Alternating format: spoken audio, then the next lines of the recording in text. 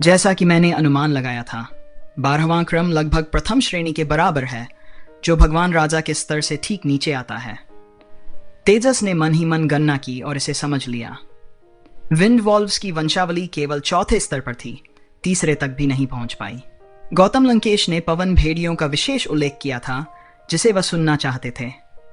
गौतम लंकेश ने आगे कहा, तीसरे और चौथे स्तर के राक्षस कुल दानव जगत की मुख्य शक्ति हैं। वे सबसे अधिक संख्या में होते हैं और सबसे सक्रिय होते हैं। हम जिन राक्षसों का सामना करते हैं वे आमतौर पर इन्हीं स्तरों से संबंधित होते हैं। जहां तक दूसरे स्तर की बात है, वह भी एक अलग दुनिया है। दूसरे स्तर के राक्षसों को महान राक्षस कहा जा सकता है। उनके वंश को महान राक्षस वंश के रूप में जाना जाता है। दूसरे और पहले स्तर के प्राणियों में पैतृक महान राक्षसों के 12वें क्रम तक साधना करने की क्षमता होती है। हालांकि क्षमता केवल क्षमता होती है, इसे उस स्तर तक साधना करना प्रयास और भाग्य पर निर्भर करता है, लेकिन कम से कम क्षमता तो है। दूसरे स्तर का सबसे महत्वपूर्ण पहलू प्रमुख शक्तिशाली कुलों की स्वर्णिम रक्तरेखाएं हैं। ये स्वर्णिम रक्तरेखाएं दूसरे स्तर की विशेषता हैं। वे प्राचीन काल से सबसे शुद्ध पैतृक रक्तरेखाएं हैं और जिनके पास वे हैं उन्हें अपार शक्ति विरासत में मिलती है। दूसरे स्तर के लोग अक्सर जन्म के समय 8वें या 9वें क्रम की शक्ति रखते हैं। वे शक्तिशाली प्राणी हैं और उनमें से लगभग सभी परिपक्व होने पर देव स्तर तक पहुंच जाते हैं, इसलिए वे पिरामिड के शीर्ष पर हैं। उनके नेता राक्षस कुलों के अधिपति हैं और वे पूरी राक्षस जाति को नियंत्रित करते हैं।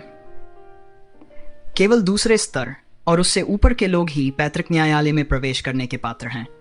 वे सच्चे महान राक्षस हैं और अभी इन राक्षसों से मुकाबला करना हमारी क्षमता से परे है। यदि मानवता भविष्य में उन्नति करना चाहती है तो हमें ऐसे व्यक्ति चाहिए जो इस स्तर तक साधना कर सकें, ताकि हमारे पास मौका हो। इस बिंदु पर गौतम लंकेश के चेहरे पर एक खास तरह की उदासी स्पष्ट थी, जो इस बात को बयां कर रही थी कि इस स्तर तक पहुंचना इंसानों के लिए कितना कठिन है। पहला स्तर। गौतम लंकेश ने एक क्षण के लिए विराम लिया। कभी कभी पहले स्तर को महान दानव भी कहा जाता है, लेकिन पहले स्तर के सच्चे प्राणी प्राचीन रक्तवंश के पूर्वज दिव्य दानव कहलाते हैं। सच्चे दिव्य दानवों के लिए जन्म के समय उनका साधना क्रम महत्वपूर्ण नहीं है। जो बात मायने रखती है वह है दानव जाति की विशेष रक्तवंश की उनकी विरासत। वे ऐसे प्राणी हैं जो इतिहास की दिशा बदल सकते हैं। प्रथम श्रेणी के राक्षस शायद ही कभी पैतृक दरबार से बाहर निकलते हैं और सभी द्वितीय श्रेणी के राक्षस राजा उनकी रक्षा करना अपना कर्तव्य समझते हैं। उनकी संख्या कम है, लेकिन उनकी व्यक्तिगत क्षमताएं अविश्वसनीय हैं। प्रथम श्रेणी में जन्म लेने का अर्थ है कि जब तक वे सामान्य रूप से विकसित होते हैं, वे निश्चित रूप से 12वें क्रम तक, यहां तक कि 12वें क्रम के शिखर तक साधना कर सकते हैं। ऐसा कहा जाता है कि कुछ दिव्य राक्षस उच्चतर क्रम को भी छू सकते हैं। यह सच है या नहीं, और वह क्रम क्या हो सकता है, यह हमारी जानकारी से परे है। लेकिन राक्षस जाति की दुनिया में कोई भी दिव्य राक्षस अस्तित्व के शिखर पर है। उनके पास पूर्ण अधिकार है और उनकी वंशावली पूरी राक्षस जाति के जीवन और मृत्यु से संबंधित है।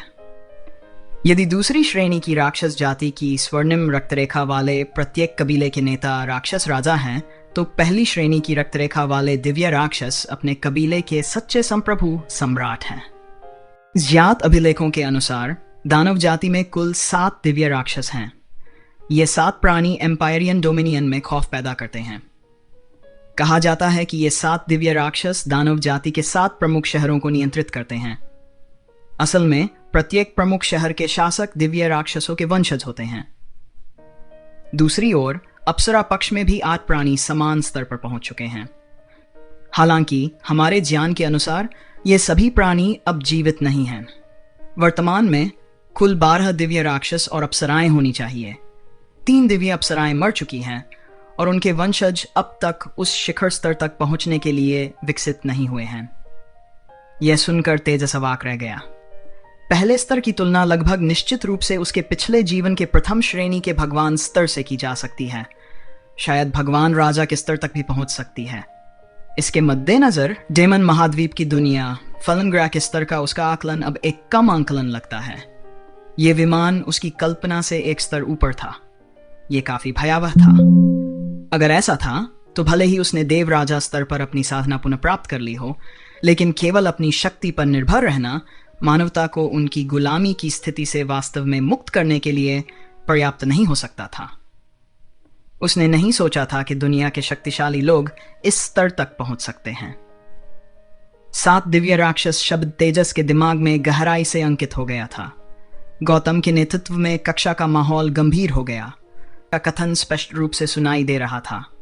बच्चे भले ही छोटे थे, लेकिन वे सभी रिडेम्पशन सोसाइटी के महत्व को समझते थे।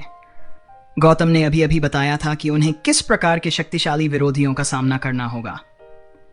इतने शक्तिशाली विरोधियों पर विजय प्राप्त करना लगभग असंभव सा लग रहा था।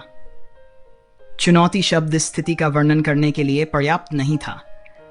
गौतम लंकेश की नजर सब पर पड़ी। जब उन्होंने तेजस की ओर देखा तो उसके चेहरे पर कोई डर नहीं था, सिर्फ गहरी सोच थी। ठीक है, यह राक्षस जाति की श्रेणी प्रणाली की हमारी समीक्षा का समापन करता है। आपको अपनी विरासत में मिली रक्तरेखा और अपने राक्षसी देव परिवर्तन के संगत स्तर को स्पष्ट रूप से समझना चाहिए। यह आपकी भविष्य की साधना में निर्णय लेने में मदद करेगा। लेकिन याद रखें, स्तर पूरी तरह से तय नहीं होते। निचले स्तर के प्राणी उच्चतर स्तर पर विकसित हो सकते हैं यदि उनके रक्तरेखा में उत्परिवर्तन होता है।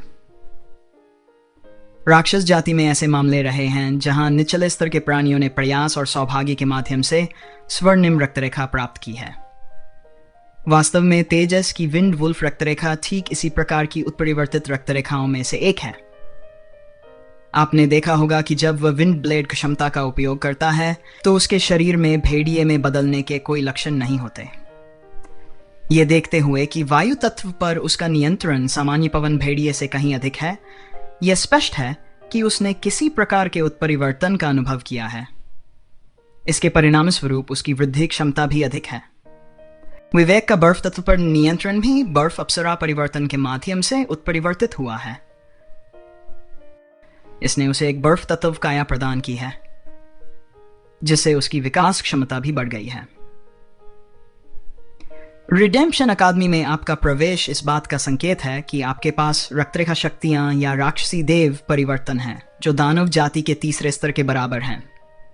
अब यह आप पर निर्भर करता है कि आप इन क्षमताओं का कितना उपयोग कर पाते हैं। लेकिन आपको यह समझना चाहिए कि जागीरदार और असली राक्षस में अंतर है। हमारे पास जन्मजात अपार शक्ति नहीं होती। हम जो शक्ति प्राप्त कर सकते हैं वह पूरी तरह से आपकी मेहनत पर निर्भर करती है, और जो लोग साधना नहीं करते वे कुछ भी प्राप्त नहीं कर सकते। इसके अलावा हमारे जागीरदार वंश आमतौर पर राक्षस कुलों में समान स्तर के लोगों की तुलना में बहुत कमजोर होते हैं। उनके स्तर तक साधना करना एक बड़ी चुनौती है। तेजस ने गौतम की बात ध्यान से सुनी। जैसे अपना व्याख्यान दे रहे थे, दीपक भट्ट ने उन्हें हल्के से धक्का दिया। तेजस ने प्रश्नवाचक नजरों से उसकी ओर देखा। दीपक भट्ट ने हंसते हुए धीरे से फुसफुसाया, तुम्हें मेरा अभिभावक बनने के बारे में फिर से सोचना चाहिए। अभी भी समय है, तुम्हें पता है। मैं ही वह एकमात्र व्यक्ति हूं जिसे प्रथम श्रेणी का वंश विरासत में मिला है। तेजस का दिल धड़क उठा जब उसे एहसास हुआ कि दीपक भट्ट के वंश की उत्पत्ति 7 दिव्य राक्षसों में से एक से हुई थी। क्या दिव्य लोमड़ी विजन की क्षमता इस स्तर तक पहुंच सकती है?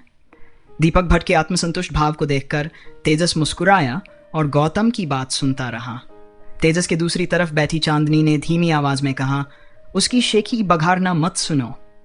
हाँ, दिव्य लोमड़ी दानव सम्राट 7 दिव्य राक्षसों में से एक है, लेकिन समस्या यह है कि दीपक भट्ट की दिव्य लोमड़ी वंश वास्तव में कमजोर है, अन्यथा वह चौथे क्रम तक क्यों नहीं पहुंच सकता?